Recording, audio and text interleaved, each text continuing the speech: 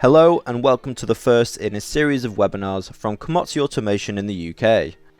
With this first webinar, we are going to give you the basics of the individual components that make up a pneumatic system. Basic pneumatic components are key elements of automation systems, and in this quick guide we will break things down and help you develop your understanding of these systems.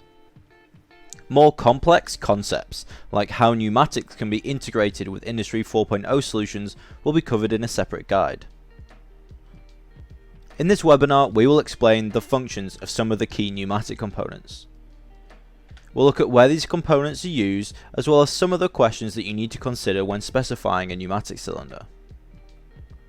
We'll also be looking at questions to ask yourself when specifying valves, air prep units, or fittings. And finally, we'll briefly cover some complementary technologies like electric actuation and proportional technology by considering some of the key drivers. The easiest way to explain pneumatics is to imagine a compressed air circuit, and within the circuit, picture four main components. And these components are cylinders, valves, FRLs, and fittings and tubings. Here you can see a basic example of a pneumatic circuit. The source of the circuit's energy is the air compressor. The air preparation unit, or FRL, cleans the air, and the valve is a control element with a cylinder generating the movement you are setting out to achieve. Now let's look at each of these components in more detail. An FRL is used to prepare the air for the rest of the system. The air must be cleaned, filtered and regulated or potentially lubricated before it is channeled into the system. The valve is the control element within the system, and a valve can control the velocity of the cylinder or the number of movements you require the cylinder to perform. The cylinder is the external output, the end result or movement you want to achieve.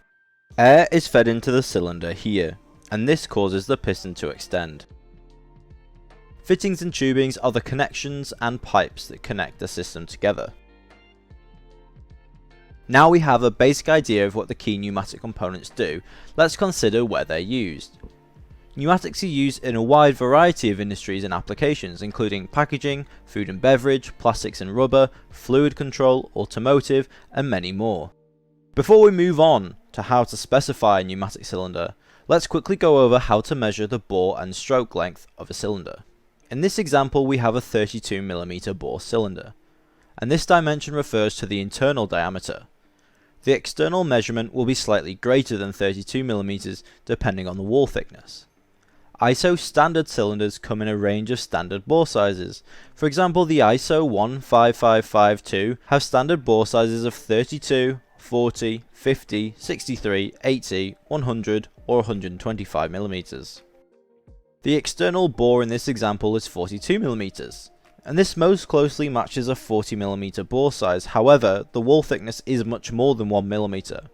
So therefore, this cylinder must have a bore size of 32mm. Another way you can measure the cylinder bore size is to measure between the tie rod centers and matching the value to the nearest available ISO bore size. In this example, you can see that the distance between the tie rod centers is 32.5mm. This most closely matches a 32mm bore size. The Commodity UK technical team is available to help with any questions you may have in this area. The stroke length is the distance travelled by the piston rod when fully extended, and in this example you can see that the stroke length is 50mm. To specify a pneumatic cylinder, these are some questions to ask. What is the required cylinder bore and stroke size, which we just learned how to measure? Do you require a specific ISO or industry standard cylinder? And if so, what is the ISO reference? Is the cylinder double or single acting? What is the thread port size for the required cylinder? What mounting brackets are needed? And finally, what additional accessories are required? For example, fittings, proximity switches, or flow controllers.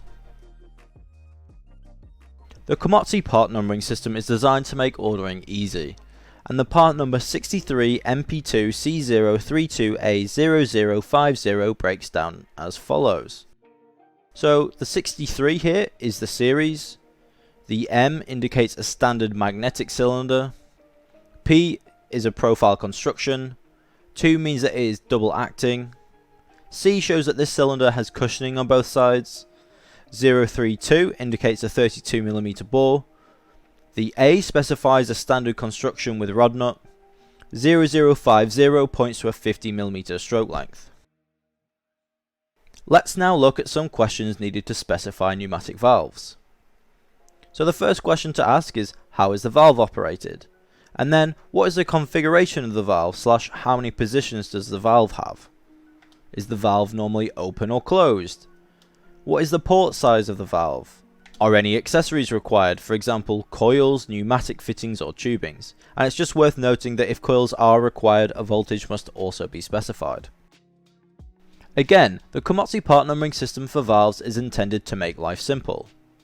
So in this example here we have 358-015-02, and the 3 here means that this is a series 3 valve. The 5 indicates that this is a 5-port 2-position valve. The 8 specifies this is a valve with 1/8 inch ports. 015 is showing us that this is a single solenoid spring return valve, and the 02 points to a solenoid interface that is 22 by 22. It's also worth noting that for this valve the coil is a separate item. When considering the questions to ask when specifying air preparation units, it's best to start with what is required: a filter, regulator, lubricator, a pre-assembled filter regulator, or a pre-assembled filter regulator and lubricator. And then what thread / port size is required, what is the required pressure range, and the standard pressure range is 0 to 15 bar. Are any accessories required, for example wall mounting brackets, tamper-proof cap, pressure gauge or filter service kit? This is an example part number for a Komatsu filter regulator unit, and the part number here is MX2-1/2-FR00, and this breaks down as follows. So MX is the series type, 2 indicates it's a size 2, and this size covers 3/8 of an inch, 1/2 an inch and 3/4 of an inch options. And then the 1/2 indicates this part has 1/2 inch connections. The FR denotes a filter regulator. The first 0 is indicating a 25 micron filter element with relieving. The second 0 is showing a semi-automatic manual drain. The third 0, an operating pressure range from 1/2 to 10 bar. And the fourth 0 indicates this part is supplied without a pressure gauge. And options are available with integrated pressure gauges. As mentioned earlier, fittings are relatively straightforward. They are used to connect the components in the circuit together. However, there are many different options available to choose from. And the first question to ask is, does the fitting need to be made from a specific material? And then what type of fitting is required? What sort / model of fitting is required? What thread is required? And then finally, what connection is required? This fitting has the part number S6510-6-1/8. And here the 6 refers to a tube diameter of 6mm, and the 1/8 refers to a thread size 1/8 of an inch. Pneumatic components are key elements in automation systems, but they are not the only components. Other technologies include electric actuation and proportional solutions, and separate guides are planned for these technologies. In the meantime, the Komatsu sales office is available to help with any questions you may have.